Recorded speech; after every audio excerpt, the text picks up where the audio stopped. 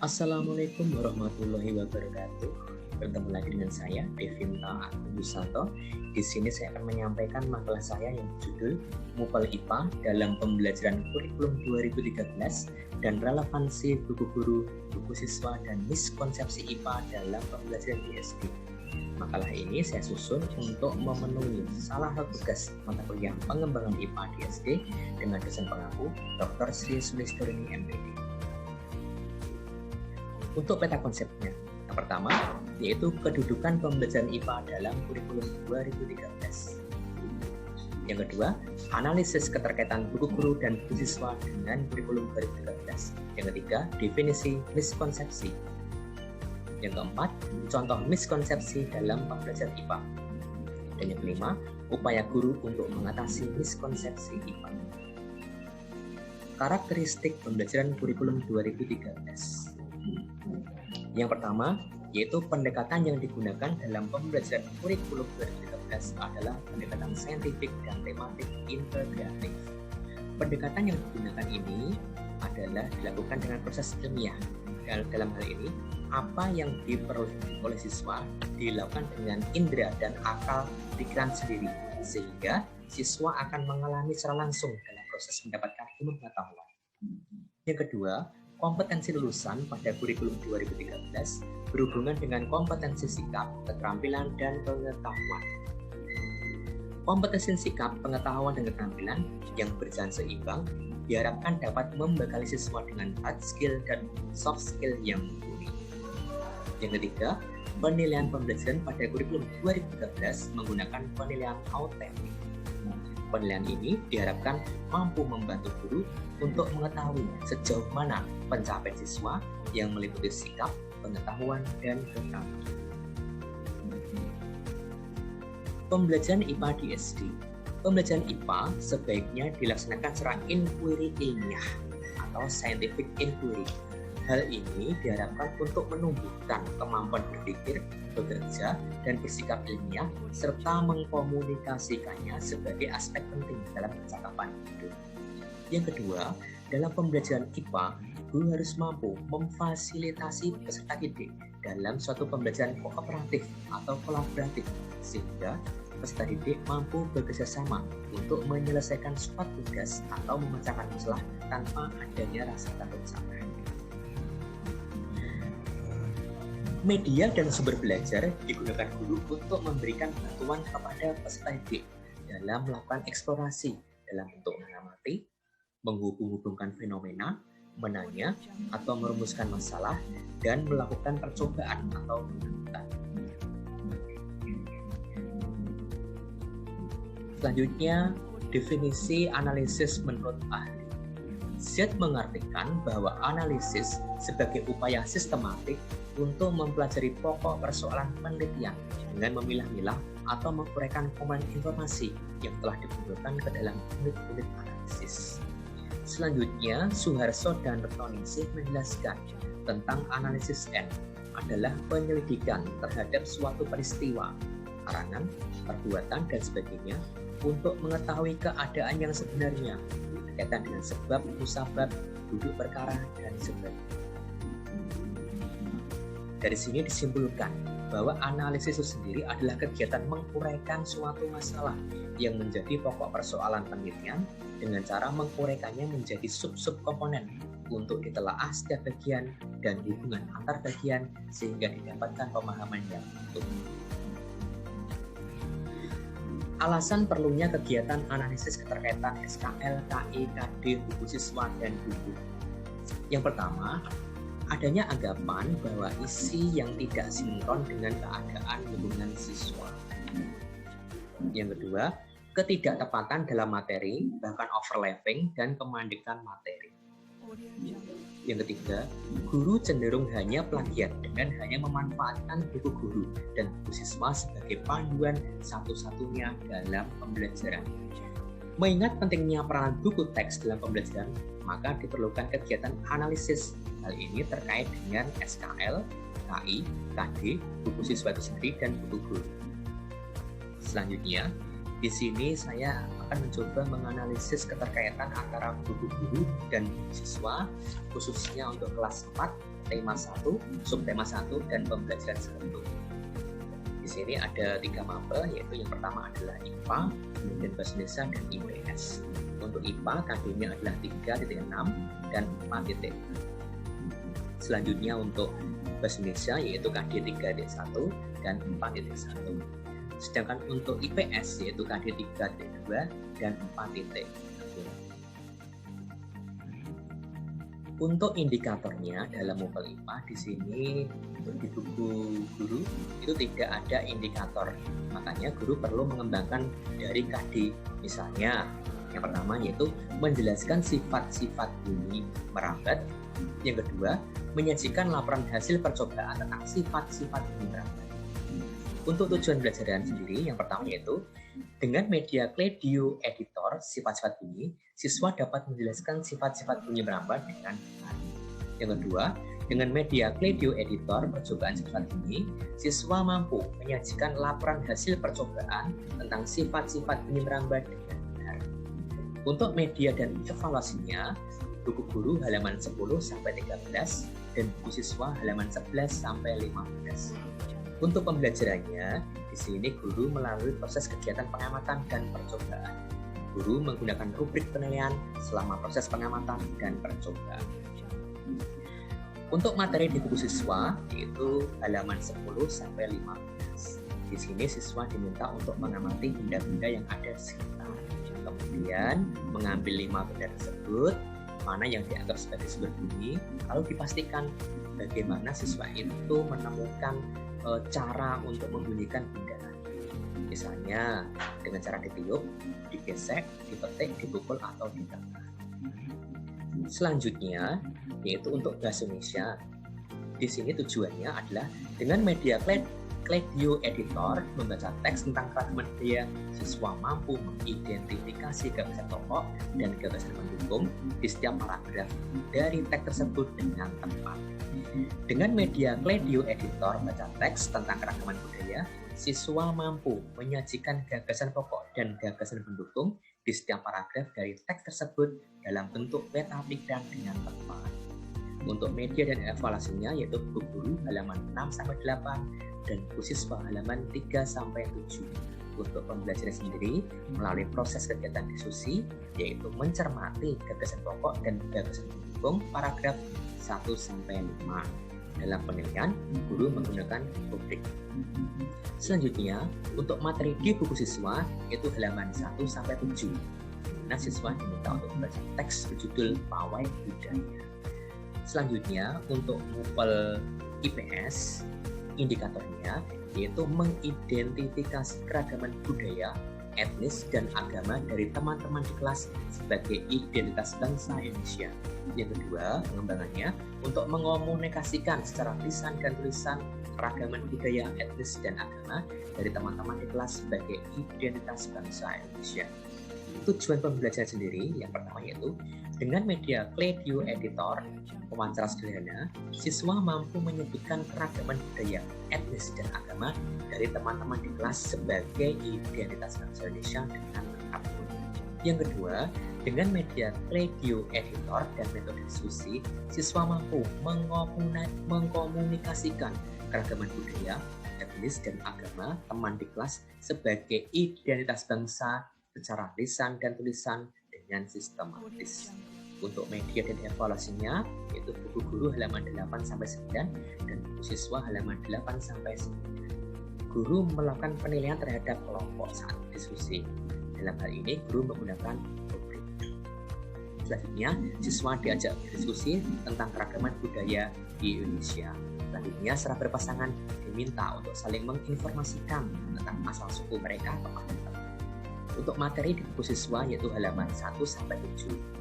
Untuk pengembangannya sendiri, yaitu guru bisa menggunakan e-galeri atau pameran daring. Guru mengajak siswa untuk mendiskusikan pakaian adat, rumah tradisional, maupun makanan khas daerah. Selanjutnya, untuk hasil analisis, baik itu mapel IPA, Bahasa Indonesia, dan IPS, sudah relevan karena materi sesuai dengan tujuan pembelajaran. Selanjutnya, perlu adanya materi pengayaan. Ada cakupan materi yang di buku siswa maupun buku guru itu masih sangat terbatas. Selanjutnya, perlu juga dikembangkan bahan ajar atau media atau evaluasi atau sejenisnya, utamanya dalam hal ini penerapan pembelajaran di masa darurat, misalnya saat ini di masa pandemi. Di sini guru bisa mengembangkan keterampilan berbasis TIK, yaitu misalnya dengan media video editor di sini ya, kemudian PowerRack, Powtoon juga bisa, LKPD, evaluasi dengan Google Form, Quizzes atau sejenisnya. Selanjutnya, pengertian miskonsepsi. Adanya perbedaan pengalaman yang dialami oleh siswa memungkinkan siswa memiliki pemahaman yang salah terhadap suatu konsep. Kesalahpahaman terhadap konsep tersebutlah yang dinamakan sebagai miskonsepsi. Kondisi miskonsepsi ini apabila dibiarkan tentunya akan berbahaya. Mengingat apabila kondisi ini dibiarkan lengkap akan berdampak pada penerimaan konsep sebelumnya. Miskonsepsi yang dialami setiap siswa di sekolah bisa berlainan dengan penyebab yang berbeda-beda. Selanjutnya, ada beberapa faktor penyebab miskonsepsi. Yang pertama adalah siswa, yang kedua guru, yang ketiga bahan ajar. Adapun penyebab miskonsepsi yang dialami oleh siswa itu berkaitan dengan pengetahuan awal yang dimiliki oleh siswa atau prakonsepsi, tahap perkembangan kognitif yang tidak sesuai dengan konsep yang dipelajari, penalaran siswa yang terbatas dan salah, kemudian kemampuan siswa menangkap dan memahami konsep yang dipelajari, maupun minat siswa untuk mempelajari konsep yang diajarkan. Ini menjadi faktor penyebab adanya miskonsepsi dari siswa. Selanjutnya, guru. Misalnya di sini guru dalam suatu pembelajaran salah atau keliru dalam penanaman konsep saat belajar. Kemudian untuk bahan ajar, yaitu adalah adanya cakupan materi yang terbatas. Selanjutnya, di sini saya akan menyampaikan contoh miskonsepsi dalam pembelajaran IPA, khususnya kelas 4, tema 1, subtema 1, dan pembelajaran 1. Miskonsepsi yang pertama, adanya kesalahpahaman siswa bahwa bunyi itu hanya dapat merambat di udara saja dan di dalam zat cair tidak terdengar. Yang kedua, siswa menganggap bunyi tidak bisa menembus tembok. Yang ketiga, saat bermain telepon sederhana, siswa menganggap bunyi merambat melalui udara. Upaya mengatasinya, siswa dibimbing oleh guru dengan melaksanakan 3 percobaan, yaitu perambatan bunyi melalui udara, benda padat, dan benda cair. Di sini guru bisa memanfaatkan beberapa benda-benda yang mungkin lazim ditemui siswa dalam kehidupan sehari-hari, misalnya tali, kemudian kaleng bekas. Ini untuk sebagai peragaan telepon sederhana. Kemudian ember corong ember yang diisi dengan air, kemudian siswa mendengarkan bunyi ketukan kepada ember yang diberikan oleh siswa. Di sini akhirnya nanti disimpulkan bahwa bunyi itu mampu merambat melalui udara, benda padat, dan benda cair. Selanjutnya, miskonsepsi yang keempat yaitu adanya anggapan siswa bahwa gelombang bunyi lebih cepat merambat pada medium gas dibandingkan medium benda padat. Upaya mengatasi, guru menjelaskan bahwa zat padat akan merambat lebih cepat dari udara. Hal ini disebabkan karena kecepatan merambat bunyi itu tergantung pada suhu dan jenis mediumnya. Berdasarkan jenis medium, maka akan diperoleh kerapatan benda. Dan berdasarkan konsep fisika, kerapatan benda padat lebih besar dibandingkan dengan gas atau udara. Karena benda padat relatif tidak dapat dimapankan dan memiliki volume yang tetap. Miskonsepsi yang kelima yaitu adanya anggapan siswa bahwa proses terjadinya petir kilat cahaya itu terjadi lebih dahulu dibandingkan bunyi. Perhatikan ilustrasi video berikut.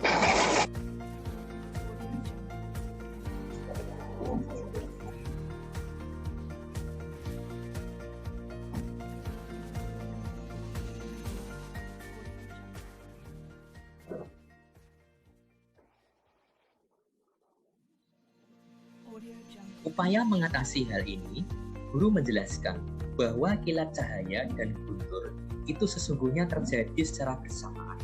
Suara guntur terdengar beberapa saat setelah kilat cahaya, karena cahaya ini merambat lebih cepat dibandingkan bunyi. Berdasarkan konsep fisika, cepat rambat bunyi di udara lebih kecil dibandingkan cepat rambat cahaya di udara, yaitu untuk cepat rambat cahaya adalah 3 kali 10 pangkat 8 meter per sekon. Sedangkan cepat rambat bunyi di udara pada suhu 0 derajat Celcius sebesar 330 meter per sekon. Selanjutnya, miskonsepsi yang keenam, adanya anggapan siswa bahwa nada bunyi dapat berubah jika benda dipukul keras.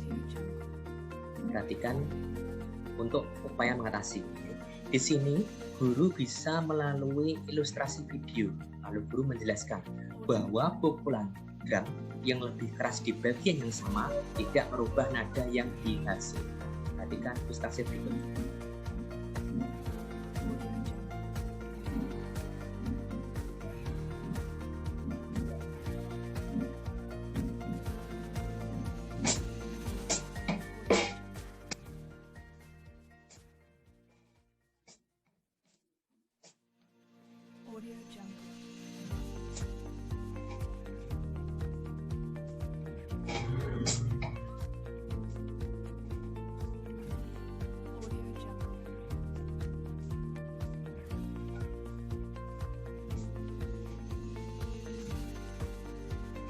Alasannya, pukulan drum tidak mempengaruhi nada yang dihasilkan. Nada bunyi berubah apabila frekuensinya berubah. Jika drum dipukul lebih keras, yang berubah adalah amplitudo dan bukan frekuensinya.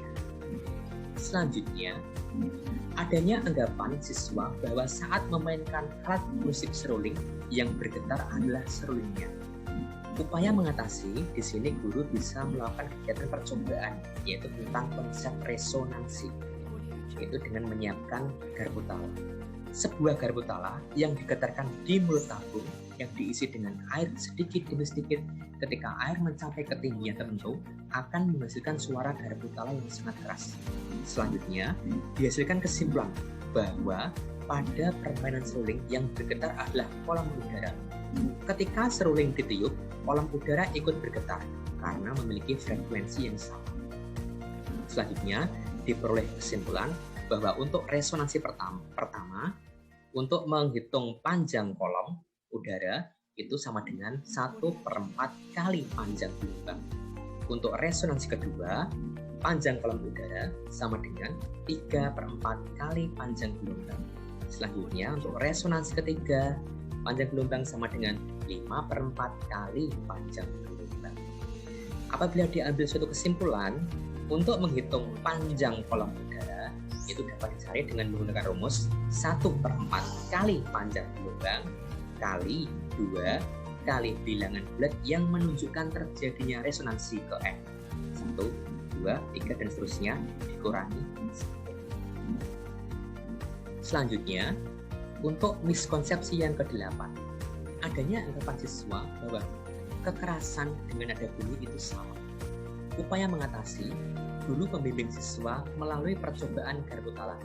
Jika garpu tala yang memiliki frekuensi sebesar 650 Hz dipukulkan pada kayu yang awalnya pelan-pelan dan tidak berubah, tetap pelan, dari percobaan dihasilkan kesimpulan bahwa nada bunyi yang dihasilkan tetap dan kekerasan bunyinya pun juga tetap, sehingga kekerasan bunyi dan nada bunyi itu tidak sama.